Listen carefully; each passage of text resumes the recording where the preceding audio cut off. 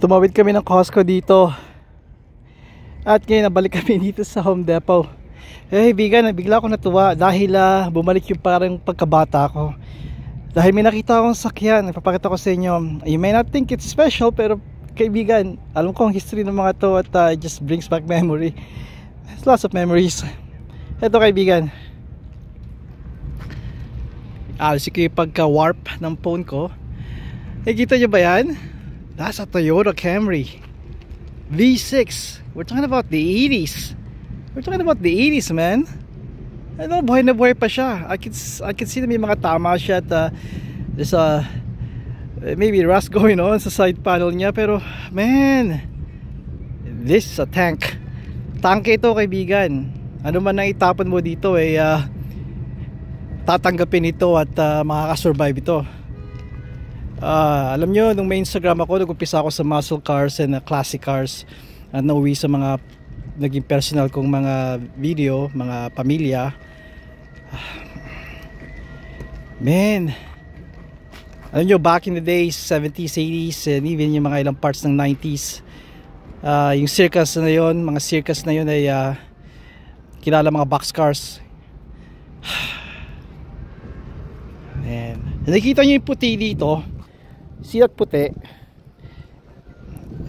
I could tell na may kalaw na nangyayari kasi kaibigan, kapag ganyan, nagiging hollow na siya, pinupuno nila ng foam or jaryo. Noong unang panahon ng 70s, jaryo, ini-stuff nila dyan, sinalagyan nila ng bondo, nung bondo ang tawag nila, bondo.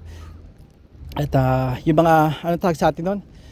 Si tatay nun, tatay ko yung mga isda hunter sa Pilipinas, pero sa bangka niya naglalagay siya ng it's just simple yun na epoxy pinaghahalo nila yung dalawang materials, diba?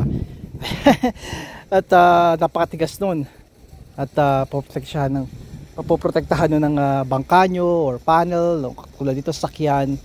Man, papangiti lang talaga ako dahil ito yung mga hilig ko talaga kaibigan. Hindi ako nag-open up sa inyo tungkol dito, pero mga lumang sakyan, classic and muscle cars ay malaking parte ng aking ng aking kahiligan, ng kwento ko. May mga dumarit ng mga sakyan, kaya gusto ko lang ibahagi ito sa inyo. Is this your car? That's fine. Hope you don't mind. I'm taking videos. Yeah. I know that car very well. It's an old car. How old? What's the year? I told the video. I said it's the 80s, I think. Yeah. I got an 87, but this is a 91. Yeah. You take care of it, man. I see there's some rust going on there, but try to patch it and fix it. that's actually the old ways of doing it. My friend would stop newspaper back then in the 70s. It mixed with the epoxy and newspaper. This is how it works. But for me, it would be better because it's more tanned. I've done that before on my 99 Cavalier. Oh yeah. But yeah, man. Again, take good care of her. No, it's fine. It's fine. All right, you take care, guys. Thank you too. I gotta go. Man, ang isasabi ko sa inyo, ang dami nakatingin sa akin. I can't, hindi ko kayang humarap sa camera, pero yun ang isa sa mga hilig ko. I'm glad na hindi sila naintindihan lang ginagawa ko. Alright, kaibigan, hanggang sa muli. Padayon.